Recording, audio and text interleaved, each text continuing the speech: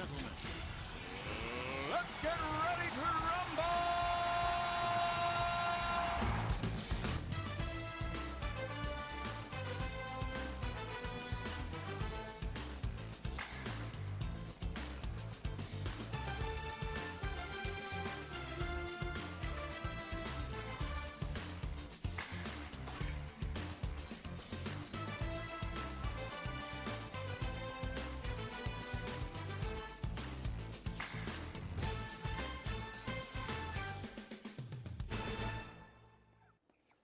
Hello and welcome to this week's edition of Political Smackdown. Glad you could join us. We've got a regular crew back. Miss Betsy, it's good to have you back. Thank you.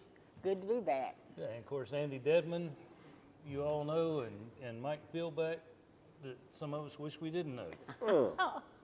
Oh, how mean, Wes. Right he's off the starting bat. off right. Oh. Listen, I want to tell you about what's going on at Cleveland Community College. We're here in a studio, but that's going to be changed to expand the nursing program.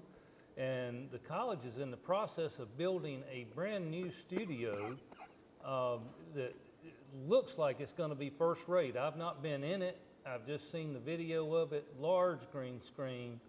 And hopefully by the end of the summer, we will be coming to you from that space here on the college. So, yeah, Tim, thank you. Yeah, Tim's happy. Well, we discussed the potential county budget. It's now released and has been voted on. Shelby and Kings Mountain, we had no real concept of last time we spoke, but now they've been released. The county's budget is revenue neutral, and we've discussed revenue neutral at some length. That doesn't mean you're not going to have a higher tax. I prefer inflation adjusted. But Shelby and Kings Mountain, Betsy, neither one are revenue neutral. And this creates its own problems for the county with sales tax. What are your thoughts on those budgets? I've not seen Boiling Springs. Well, anytime that you started to do budgets and you've got people that that employed and services that have to be provided, I think the cities looked at what their needs were. I know that Shelby, said there were two things that needed to be done, and that was infrastructure needs, and they need qualified employees to attract outside investments. Kings Mountain, I know, is in the same thing, and you've got the new city manager that has just done his first budget as city manager, and so I just squeam at tax time. And when I did, by the way, I made not a complaint, but I did one of those things about my county taxes. And I asked them to relook at it. And so they did look at my assessment of my farm, and this assessed value dropped $25,000. Now, it could have done a lot more because that's still quite a bit, but it's tax season. I mean, and this is the year that we're going to be hit, I'm afraid. What about your fair share? My fair share, I think, I'm paying more than my fair share. Mike, Well, you've got the experience as the former mayor. Well, the county's actually adopted their budget. Yep. Neither Shelby nor Kings Mountain And have it was a adopted 3-2 vote, and which was a surprise. And Deb Harden and Tony Berry voted no. If they really felt like they could have done a little better, my only observation is Deb did speak before they voted and said that she still thought there was a little places they could have done better, and she just basically wasn't going to vote for it. I think she owed it to them to either make a motion for what she thought she could vote for, and even if it failed, then she had given a specific reason instead of a general reason, as much work as has gone into it. And Mr. Berry didn't say a word till after the vote had been taken, and then he gave general reasons. But I think if you can't vote for a budget after you've had all these discussions, all these budget meetings for weeks and months, that you owe it to the people to say specifically what you would have changed to gotten your vote. And at revenue neutral, they couldn't have done a whole lot more. There are a few questions, but I'm sure it wouldn't have been my ideal budget, but, and another thing you can do, you can make a motion to change this or drop it 1 penny, but then you can still vote for it, having voiced your opposition or your desire to change it. I mean, is it big enough to vote against the whole budget? Because, Andy, as you have pointed out, when you were in the General Assembly, you voted for some Republican budgets because you really didn't want to vote against employee pay raises, which essentially you do if you vote no.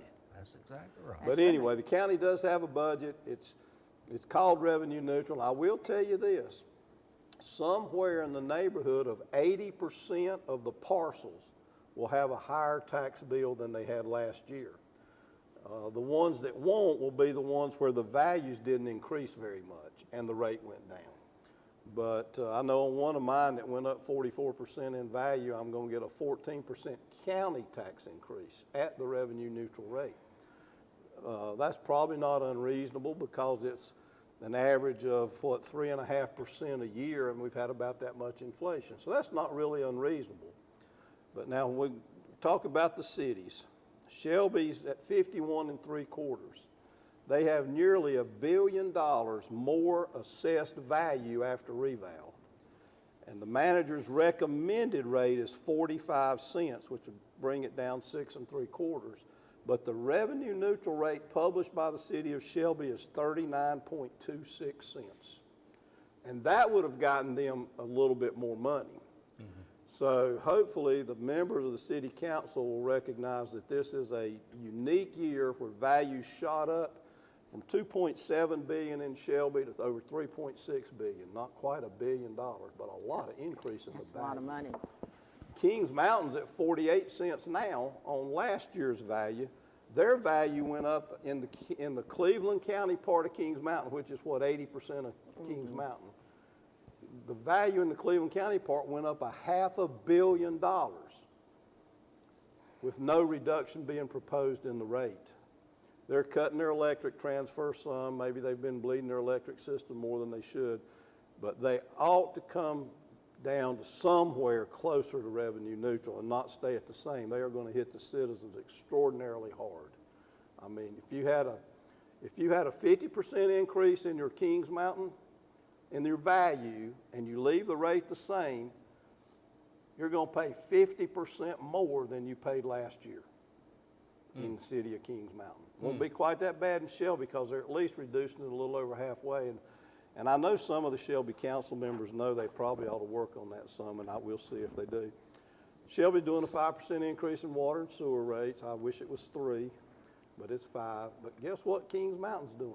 12.5% increase in water and 12.5% increase in sewer. Those are pretty big increases. So the cities are kind of still out there, and see if there's any input from the citizens. By the way, filing opens for city office on July the 7th, but it closes on July the 18th, about 2 weeks before the citizens get their tax bills in the mail. Now, Andy, I do think it's important to note that the cities have not voted yet. The county has. Right, yes. So there's still time for the public to have Input. potentially significant input on some of these increases. I know Democrats have never met a tax they didn't like. Oh, but hell. what do you think? Well, I don't know that I'd agree with that. Oh, Will. West. I think I'm going to get in a little trouble here. I want to talk a little bit about the county commissioners meeting the other night. Betsy, I know you've seen a lot of Broadway plays in your life, but you have never seen anything that had theatrics that meeting had that night. It was something to behold. I mean, there was all kind of tension. You could just, I watched it on TV and on YouTube, and it was something to behold. It was about a full house, it looked to be like. There's a lot of things that were said. We had one elected official, Danny Blanton, came from the school board, and he had to speak twice. He signed up for public comment, and he said, and you're going to see me again. I'm going to speak again about this budget. And, I think he forgot who he was supposed to speak to. He started turning around speaking to the public there. And, he grabbed up his belt and started saying, you need to tighten your belt. Well, where do you need to tighten your belt at, is what I would say. And it really was theatrical, to say the least. Now, I don't know if that was announcing he's getting ready to run for county commissioner. I don't know. He said we need to do it on the school board. Well, okay. You get your chance of doing that too. Where you gonna cut it? And then you go on with the comments that were made. Deb made hers beforehand, as Mike said.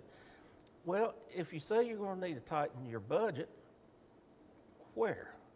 I mean, and my question I would have too is, did you say any of this in all the meetings that you had pertaining to the budget? Did you make comments there? Did you offer proposals? And if you did, why didn't you say that when you had a chance to make the comments to the public? Yeah. I mean, that to me is, just don't make comments like, well, tighten your belt. Okay, where? I mean, where do you need to do that? Which that was my point. You owe it to the public and your fellow commissioners to say, if you'll change this, I can vote for it. I mean, that's the thing, and I don't like people just make just plain vanilla comments like that. Anybody can say that. Let's see some leadership. Show leadership and say, this is what I think should have been done. I tried to get it done in these budget meetings. I was not able to get enough support to do A, B, C. I'm going to vote against it because I think this is too important to be left out or to be changed. That's what you do. And you don't just say, well, I think we ought to tighten your belt. And Tony's comments were pretty close to that too. Well, and it's fine to vote against something, but you got to put forth something that you could vote for. And this is why. And I think that is what leadership is about to me. And I mean, sometimes, yeah, you're going to vote for something and you may get in trouble and you may get voted out. And it happens. It happened to me. And it happens to a lot of other people. But folks, you get voted in for one reason, and that's to lead. And sometimes when you lead, sometimes you have to do the hard thing, and sometimes you come out on the short end of an election. But that's the job. Yeah. Yeah, and I'm sure with any bureaucracy, there's something that can be cut, but you've got to work with the system and you've got to build the consensus. Folks, if you ever want to watch the county commission meetings, you don't have to attend them. They're online. You can go to clevelandcounty.com and find the directions to get there, just like you can watch this program at c19.tv. Is it clevelandcounty.com or .gov? .com. Is it okay? Yep. Almost positive. Yep, .com. Okay. clevelandcounty.com, and you can find the link through the government, the board, on how to watch those meetings, and they're quite interesting. And I think most of us watch them every month. We're going to take a quick break, and we'll be back in just a minute and talk about the DMV.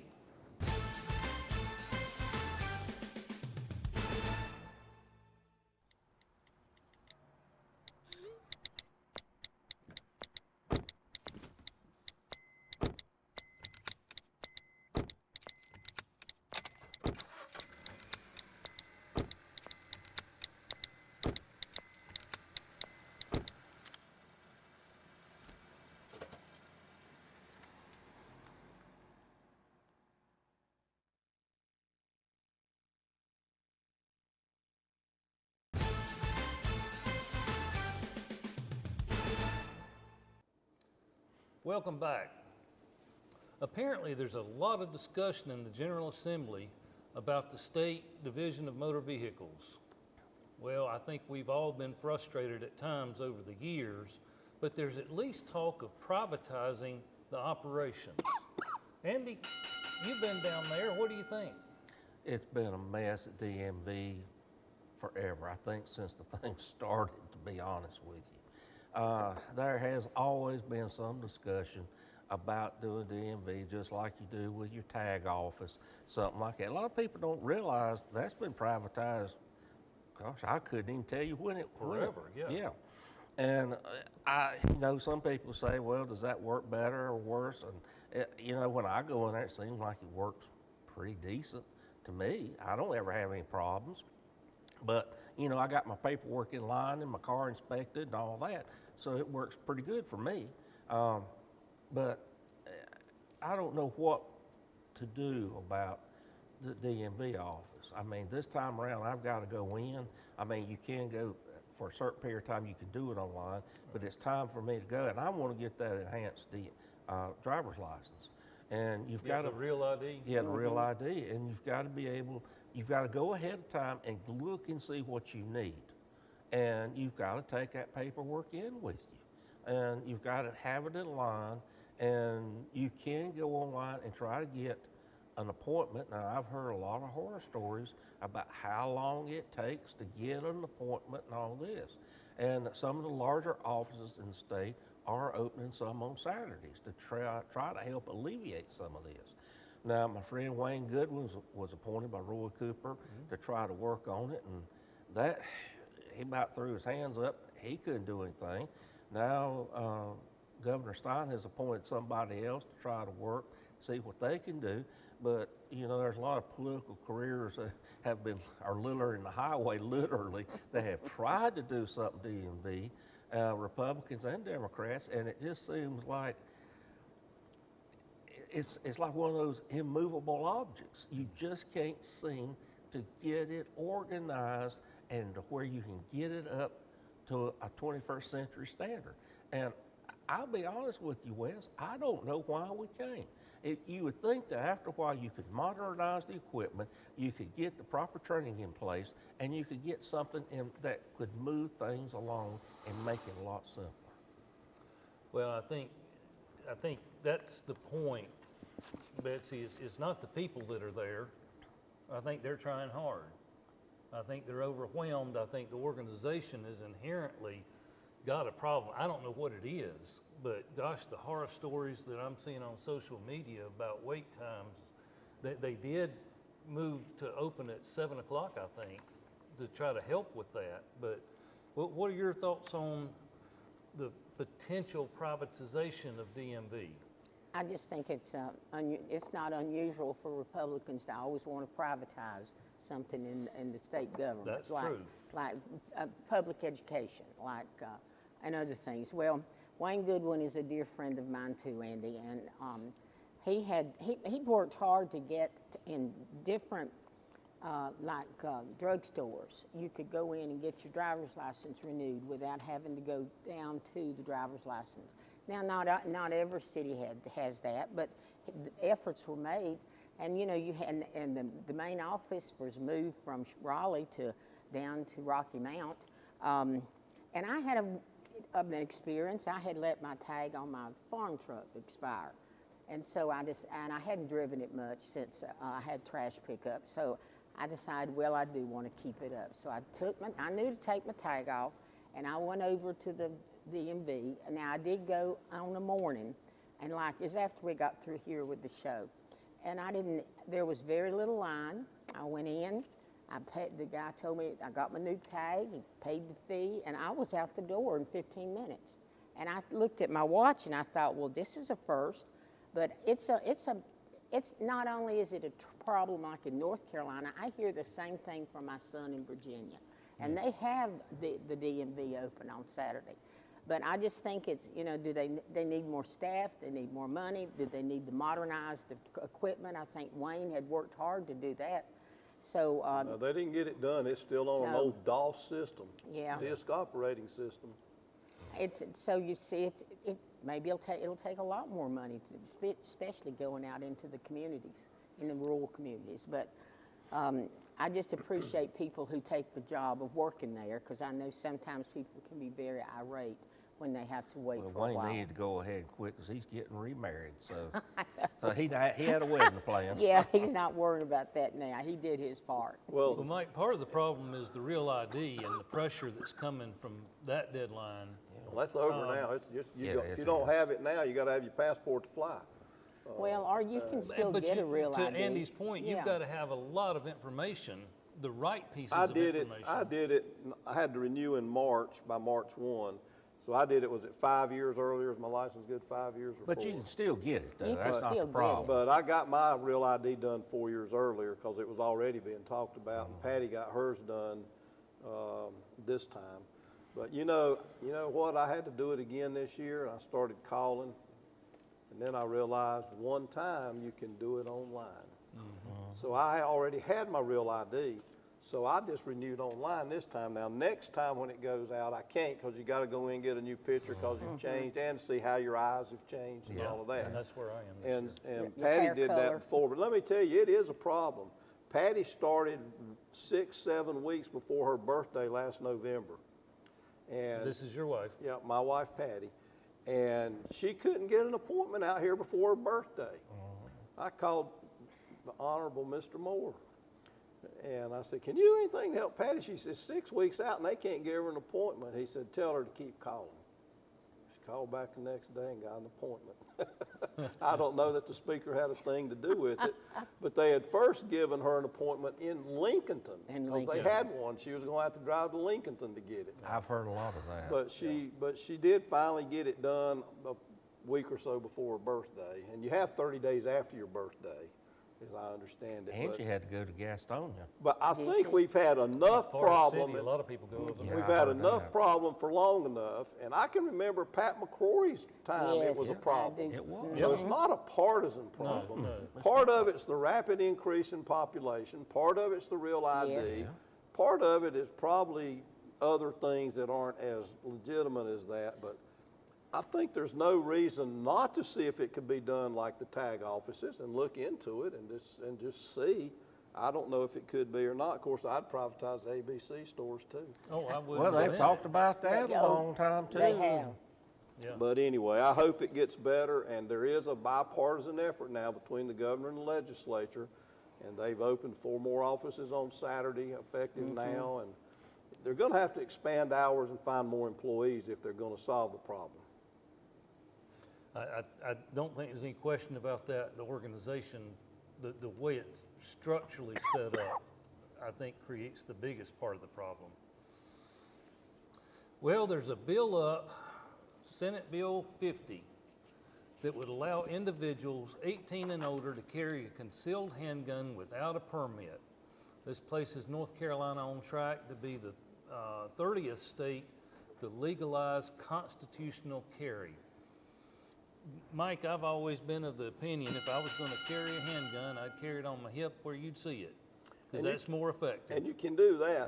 Where I get my hair cut, one of them has one on his hip every time I go in there. Well, I go get At my the dry barber cleaning shop. at. They've got it one too. But What do you you know, think of the concealed carry? I have mixed emotions about it. I mean, on the one hand, I see the point.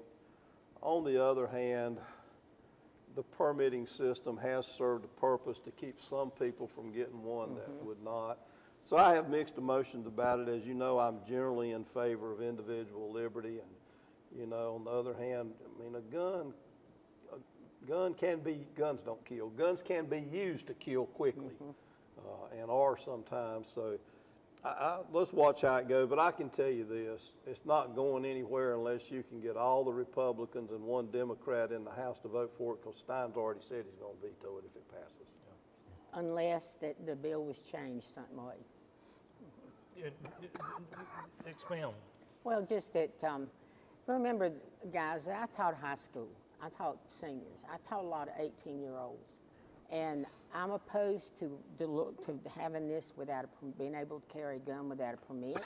I'm like Mike. I think the system has worked well. Although there are 29 states who already have I it. know, just because, I used to tell my children when they'd say that, but so-and-so's doing it, I'm not so-and-so's mama.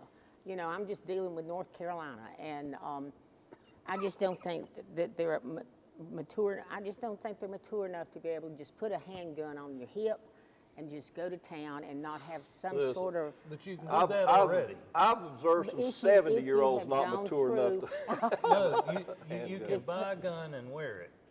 As long as This it's is about concealed. concealed. Yeah, you can That's wear the it now. difference. You can wear it now on your hip. But Yep, that anywhere. means you can put it in You your get you pocket. one, I'll call you Annie Oakley. And even though that schools are not supposed to have guns, and then and you hope you keep them out of the schools, they have deep pockets, that they could conceal a gun in or a book bag. And hopefully they wouldn't do that. But no, and it's like Deb Butler said, the representative from New Hanover County. She cited an increase in gun violence in these other 29 states that have adopted permitless carry. And even mentioned the mass shooting that they had up in Catawba County. I don't remember, maybe I was gone for that, but I don't remember that. But you do need the 3/5 majority to override the veto, and it's the House that there's got to have at least one Democrat. And Governor Stein has said that he will veto it unless they change it. It only passed that Senate committee 6-5, 6 which to tells 5. me that there's some chance some Republicans are not going to be wild about it as well. Well, Andy, there's no place in the world more dangerous than a gun-free zone. What do you think of the concealed carry? Like in Washington. Well, my thing is the concealed carry as it exists now has worked because there's training involved. I think that's true. the most important thing. That I is think true. an 18-year-old is too young to be able to carry a gun without any training whatsoever. I think what we've got has worked. I think the sheriffs of this state has done a very good job. I think the training has worked quite well. If it's not broke, don't fix it. I think we need to keep it as it is. I really don't think we need this bill. What about the Sheriff's Association? Have they come out in favor of it or against it? I've not seen. Have I've you not seen seen it. anything? I haven't either. Okay. Well, to your point, when I was in, I think, the 8th grade, we had gun training. We did too. Yeah. Yeah, Wildlife Association did. Yep, yep, and it was standard. Yeah. And I think we might ought to do a little bit more of that. It wouldn't hurt. But at any rate, we're going to move on to the lightning round. Andy, get us started. Well, good news here out of the Wall Street Journal. It seems Americans are finally saving almost what they're supposed to save for retirement, which is around 15% of their net income. So we're finally starting to save our money, so it looks like now people are going to be able to take care of themselves. Praise the Lord is all I can say about that. Well, Mike, 15% of your net income to take care of both of us. Don't you wish? Don't I wish? Well, after the Hurricane Helene in Swannanoa, they established a temporary community care center to wash clothes and have a place for people to take showers. It was open 189 days. This week, an audit report, a preliminary audit report was put out by the state auditor. They spent $27.4 million, a daily cost of $145,217. And they paid the workers at the facility $87.30 an hour, and the managers $145.50 an hour, plus a $215 per day per diem. That's an estimated cost of $220 to the state of North Carolina for every load of clothes washed.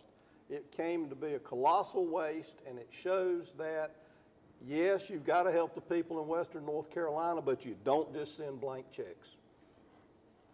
I thought the same thing when I read that article. Betsy, wrap us up. Well, mine is about FEMA also, and about Western North Carolina. And I saw Governor Stein on Stephen Colbert the other night talking about wanting, that FEMA has denied North Carolina's request for extended hurricane relief funding, and I think that they need to, even though I'm shocked about $200 per load of clothes, and not all ideas come out. It's like belling the cat. Not all ideas are workable, but I hope that we will get more money from the federal government for Western North Carolina, but we need to go to Western North Carolina now to help with the tax burden. That's going to do it for us this week. We'll see you next week on Political Smackdown.